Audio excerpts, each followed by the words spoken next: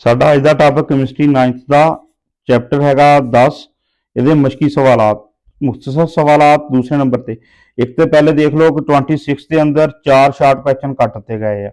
दूसरा तीसरा 6वां 7वां 26 ਲਈ ਬਾਕੀ ਸਾਲਾਂ ਆने ਵਾਲਿਆਂ ਲਈ ਨਹੀਂ 26 ਦੀ ਸਕੀਮ ਹੈ ਆ और टोटल ਇਹਦੇ ਵਿੱਚੋਂ ਆਣੇ ਕਿੰਨੇ ਆ 10ਵੇਂ ਚੈਪਟਰ ਚ 2 ਆਣੇ ਸ਼ਾਰਟ ਕੁਐਸਚਨ 4 ਨੰਬਰ ਦੇ। ਠੀਕ ਹੁਣ ਪਿੱਛੇ ਐਕਸਰਸਾਈਜ਼ ਦੇ ਅੰਦਰ ਸਿਰਫ 3 ਬਚਦੇ ਆ ਜਿਹੜੇ ਤੁਸੀਂ ਕਰਨੇ ਆ ਚੰਗੀ ਤਰ੍ਹਾਂ 26 ਵਾਲਿਆਂ ਨੇ, ਬਾਕੀ ਤਾਂ सारे ने तो फिर सारे ही करने हैं। आसान शॉर्ट क्वेश्चन आए बिल्कुल। माहौलियाती तलीम का सबसे अहम मकसद क्या है? ठीक आसान इसका जवाब आ टैक्सट बुक के अंदर पहला पैरा इंट्रोडक्शन ਉਹਦੇ अंदर लिखिया होया ਇਹਦਾ जवाब। माहौलियाती केमिस्ट्री असल ਦੇ ਵਿੱਚ ਕੀ ਆ माहौलियाती तलीम ਦਾ एक हिस्सा वा। माहौलियाती एजुकेशन की गल हो रही आ माहौलियाती तलीम की और ਇਹਦਾ पार्ट की आ माहौलियाती केमिस्ट्री। इसका मकसद क्या है? लोगों को इस मजमून से रोशनास कराना है। मजमून से रोशनास कराना, लोगों को आगाही देना, इलम देना इस चीज का। खास तौर पर तलबा को, खासकर केना देना तालीम तलबा को किस बात की तलीम है? इस बात की तलीम देनी है कि हम अपने इर्द गिर्द के माहौल को आलूदगी से कैसे बचा सकते हैं। यह बुनियादी मकसद है सारा जड़ा इन्ना लिखा बुक के अंदर। इस बात की तलीम देनी है, खास तौर पर तलबा को इस बात की तलीम देनी है कि हम अपने इर्द गिर्द के माहौल को आलूदगी से कैसे बचा सकते हैं।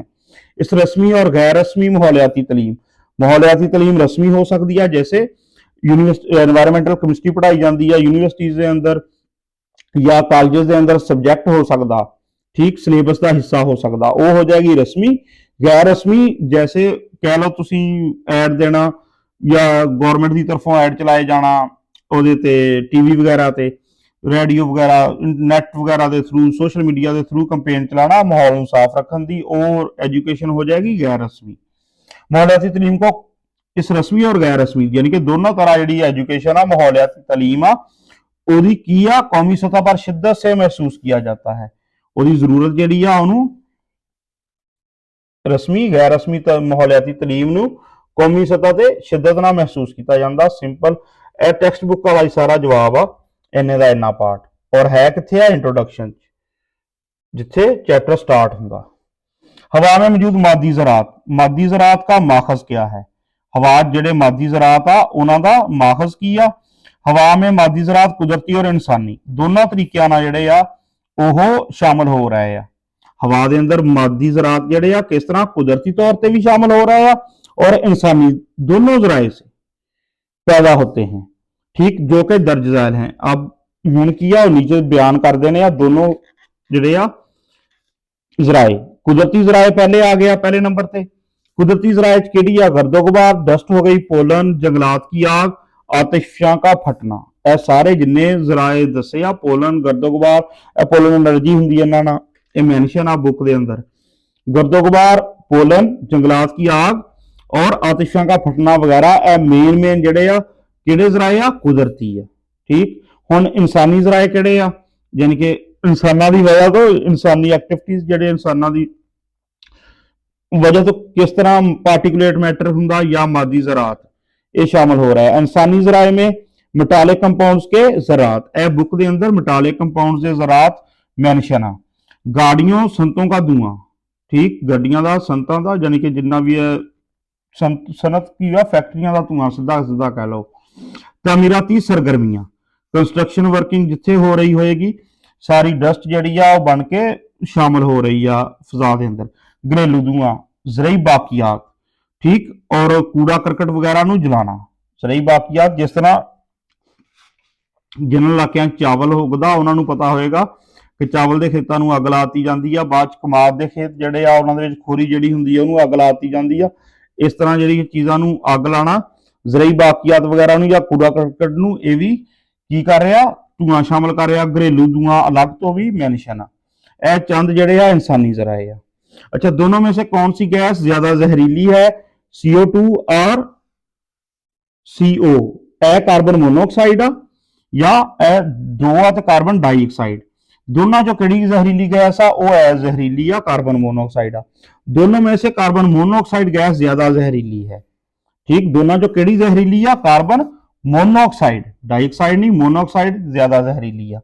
ये एक निहायत खतरनाक गैस है जिसकी वजह से घुटन के पास मौत भी वाकया हो सकती है, बंदा मार सकती है यह गैस, इन्नी खतरनाक आ।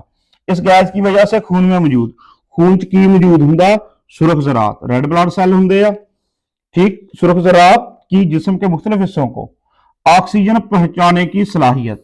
हुण इन्हां दा काम की आ, सुरख ज़रात दा, सुरख ज़रात जिहड़े आ, रुक जा, सुरख ज़रात जिहड़े आ इन्हां दा काम की आ, मेन इन्हां दी एक्टिविटी यानी कि किहड़ा इन्हां दा काम आ, ऑक्सीजन पहुंचाना, ठीक।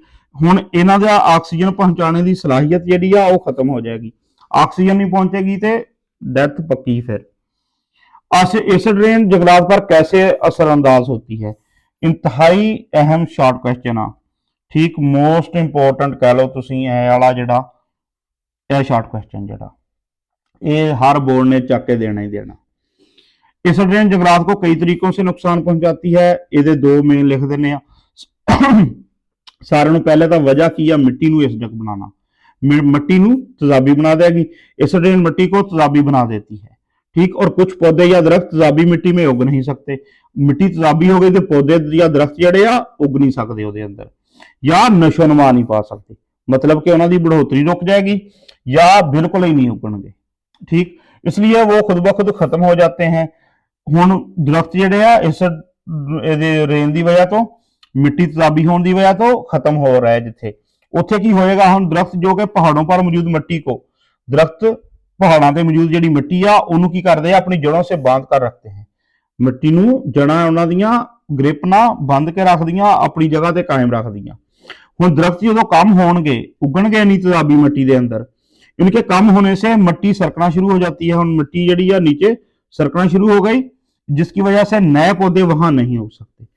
जब साइल जिहड़ी आ वो प्रॉपर जिहदे विच पौधा ग्रो कर सकदा, दरख्त उगेगा, बड़ा होएगा, वो सरक गई, सरकना शुरू हो गई, सरक गई, फिर की होएगा, नए पौधे उत्थे उगणगे नहीं, यानी कि जिथे इहदा असर हो गया इहदा एसिड रेन दा, उत्थे दोबारा नवे पौधे भी उगना वो मुश्किल हो जाएगा।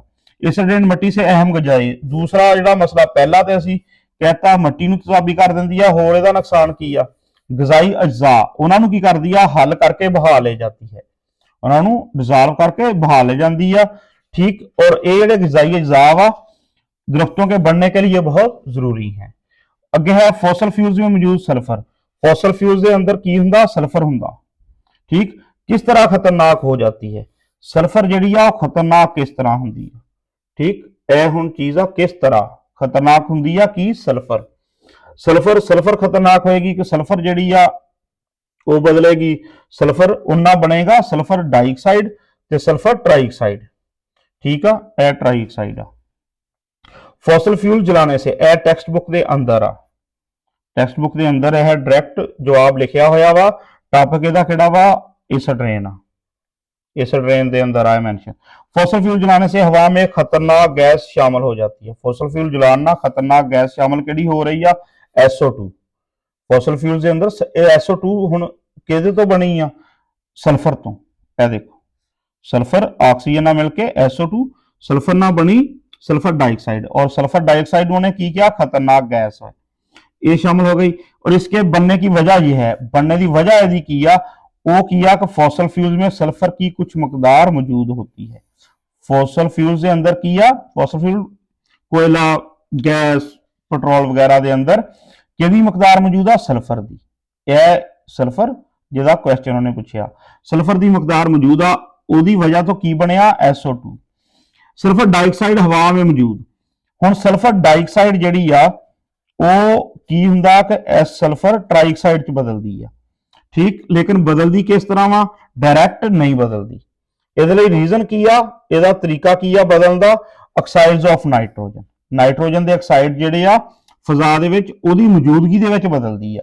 यह लाइन याद रखनी ध्यान नाल, सल्फर डाइऑक्साइड हवा में मौजूद नाइट्रोजन के ऑक्साइड की वजह से सल्फर ट्राइऑक्साइड में तब्दील हो जाती है, यह सल्फर ट्राइऑक्साइड, तीन का मतलब ट्राई, ये सल्फर के ऑक्साइड्स एसिड रेन का सबब बनते हैं।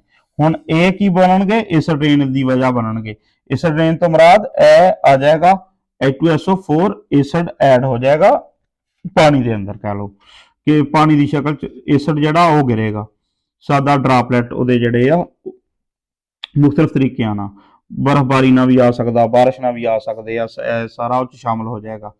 ਹੁਣ ਦੇਖੋ ਸਲਫਰ ਨੇ ਆਕਸੀਜਨ ਨਾਲ ਰਿਐਕਸ਼ਨ ਕੀਤਾ, SO2 ਬਣੀ, SO2 ਤੋਂ SO3 ਕਿੱਦਾਂ ਬਣੀ, ਦੁਬਾਰਾ ਆਕਸੀਜਨ ਨਾਲ ਰਿਐਕਸ਼ਨ ਹੋਇਆ, ਇਹਦਾ ਅੱਗੇ ਮਜ਼ੀਦ ਆਕਸੀਜਨ ਨਾਲ ਰਿਐਕਸ਼ਨ ਹੋਇਆ, ਲੇਕਿਨ ਇਹ ਉੱਪਰ ਲਿਖਿਆ ਉਹਨੇ ਤੀਰ ਦੇ ਉੱਪਰ ਆਕਸਾਈਡਸ ਆਫ ਨਾਈਟ੍ਰੋਜਨ, ਇਹ ਅਹਿਮ ਆ ਲਿਖਣਾ ਤੁਸੀਂ, ਇਹ ਕਹਿੰਦੇ ਦੀ ਮੌਜੂਦਗੀ ਦੇ ਵਿੱਚ ਇਹ ਸਲਫਰ ਡਾਈਆਕਸਾਈਡ ਤੋਂ ਟ੍ਰਾਈਆਕਸਾਈਡ ਚ ਬਦਲੀ ਆ। ਫਿਰ ਸਲਫਰ ਟ੍ਰਾਈਆਕਸਾਈਡ ਦਾ ਪਾਣੀ ਨਾਲ ਰਿਐਕਸ਼ਨ ਲਿਖ ਕੇ ਕੀ ਬਣ ਗਿਆ, ਸਲਫਿਊਰਿਕ ਐਸਿਡ ਬਣ ਗਿਆ। ਇਹ ਵਜ੍ਹਾ ਕੀ ਐਟ ਦੀ ਐਂਡ ਸਲਫਰ ਜਿਹੜੀ ਆ ਸਲਫਰ ਡਾਈਆਕਸਾਈਡ ਤੋਂ ਕਹਾਣੀ ਸ਼ੁਰੂ ਕਰਕੇ ਕਿੱਥੇ ਲੈ ਕੇ ਗਿਆ, ਸਲਫਿਊਰਿਕ ਐਸਿਡ ਤੱਕ, ਔਰ ਇਹ ਕੀ ਆ, ਇਸ ਰੇਨ ਦਾ ਵਜ੍ਹਾ ਬਣ ਰਹੀ ਹੈ ਸਾਰਾ ਇਹ ਕਹਾਣੀ ਜਿਹੜੀ ਆ। नेक्स्ट आ गया ग्रीन हाउस इफेक्ट के 3 नुमाया माखज। ठीक है, बुक के अंदर ग्रीन हाउस वाले टॉपिक के अंदर 3 नुमाया माखज लिखे आ, कार्बन डाइऑक्साइड आ, मीथेन आ, आबी बखरात। आबी बखरात उन्हें इस तरह नीचे बॉक्स एक छोटा जिहा बना के येलो ਉਹਦੇ ਵਿੱਚ आबी बखरात मेंशन ਕੀਤੇ ਆ, ਇਹ टॉपिक ਦੇ ਅੰਦਰ मेंशन ਆ। मीथेन CH4 और कार्बन डाइऑक्साइड ਇਹ ਦੋਨੋਂ टॉपिक ਦੇ ਅੰਦਰ मेंशन ਆ। ਇਹ टोटल 3 सोर्स ਜਿਹੜੇ ਆ 3 नुमाया माखज वजह यानी कि जेड़े आ ग्रीन हाउस इफेक्ट दे ये 3 चीज़ां वा। हवा के चलने की तवानाई, हवा के चलने की तवानाई किस तरह हमारे लिए फायदेमंद हो सकती है, किस तरह का जवाब देना कि किस तरह फायदेमंद होंगी आ। हवा के चलने की तवानाई एक काबिल तजदीद एनर्जी का जरिया, काबिल तजदीद जिन्होंने असीं कह लो शब्दां लफ्ज़ां च असीं बार बार इस्तेमाल कर सकते हैं। ऐसी चीज़ नहीं कि जिहड़ी एक दफ़ा यूज़ होकर खत्म हो गई दोबारा उसकी कमी होंदी जाएगी, ऐसी नहीं है। ਰੀਨਿਊਏਬਲ ਇਹਦੇ ਲਈ ਵਰਡ ਯੂਜ਼ ਹੁੰਦਾ ਕਿ ਬਾਰ-ਬਾਰ ਅਸੀਂ ਇਹਨੂੰ ਯੂਜ਼ ਕਰ ਸਕਦੇ ਹਾਂ। ਐਸੀ ਚੀਜ਼ ਯਾਨੀ ਕਿ ਨਵੇਂ ਸਿਰੇ ਤੋਂ ਕਹਿ ਲਓ ਤੁਸੀਂ ਰੀਨਿਊ ਕਰਨਾ, ਕਿਸੇ ਚੀਜ਼ ਨੂੰ ਦੁਬਾਰਾ ਬਹਾਲ ਕਰਨਾ, ਦੁਬਾਰਾ ਇਸਤੇਮਾਲ करना, ये सारा मतलब हो गया काबिल तजदीद एनर्जी का जरिया। इसे बिजली बनाने के लिए इस्तेमाल किया जाता है। यह वजह वा फायदेमंद होने कि हवा तो की बनाई जाती है, बिजली। ठीक, खासतौर पर साहली इलाकों में जहां हवा बहुत तेज होती है, ज्यादातर किहड़े इलाकों में, साहली इलाकों में हवा तेज होने की वजह तो वहां विंड फार्म बनाए जाते हैं, और ये विंड फार्म बड़ी मकदार में क्या करते हैं, बिजली पैदा करते हैं। विंड फार्म बनाए जाते हैं और वो किन्ने सारे इस तरह टावर जाए लगे होंगे, उत्ते पखे लगे आ, उन्हां ते इस तरह एक मशीन फिट हुंदी आ, उपर वाले हिस्से च रूटर जिहा लगा हुंदा, ते जिस तरह पर नहीं हुंदे हैलीकाप्टर दे उस टाइप दा सारी मशीनरी टावर दे उपर जिहड़ा रूटर लगा हुंदा, इहदे विच सारी मशीनरी फिट हुंदी आ प्लांट इहदे अंदर ਇਹਦੀ ਬਿਜਲੀ ਬਣਾਉਣ ਦੀ, ਪੈਦਾ ਕਰਨ ਦੀ। ਜਨਰੇਟਰ ਵਗੈਰਾ ਮੁxtਲਫ ਫਿਟਿੰਗ ਹੁੰਦੀ ਆ ਉਹਦੇ ਵਿੱਚ। ਠੀਕ, ਟਾਵਰ ਜਿਹੜਾ ਵਾ ਇਹਦੇ ਉੱਪਰ ਐ ਲੱਗਾ ਹੁੰਦਾ ਇਸ ਤਰ੍ਹਾਂ ਰੂਟਰ, ਇੱਕ ਉਹਨੂੰ ਪਰ ਲੱਗੇ ਹੁੰਦੇ ਆ।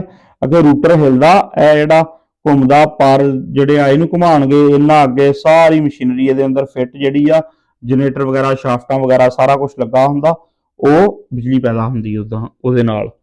ठीक, सादा ये समझ लो। विंड फार्म बड़ी मकदार में बिजली पैदा करते हैं, और ਇਹਦਾ ਹੋਰ ਕੀ फायदा होएगा, आलूदगी पैदा नहीं होएगी। ठीक, फॉसल फ्यूल नहीं ना यूज होएगा तो आलूदगी नहीं पैदा होएगी। और फॉसल फ्यूल्स के इस्तेमाल को कम करना, फॉसल फ्यूल्स पेट्रोल कोयला वगैरह का इस्तेमाल जिन्ना आलूदगी बढ़ रही है इन्नी ज्यादा, वो इसका इस्तेमाल कम हो जाएगा। यह सारा जिहड़ा वा यह टॉपिक आ, सारे ये मेन शार्ट क्वेश्चन आ।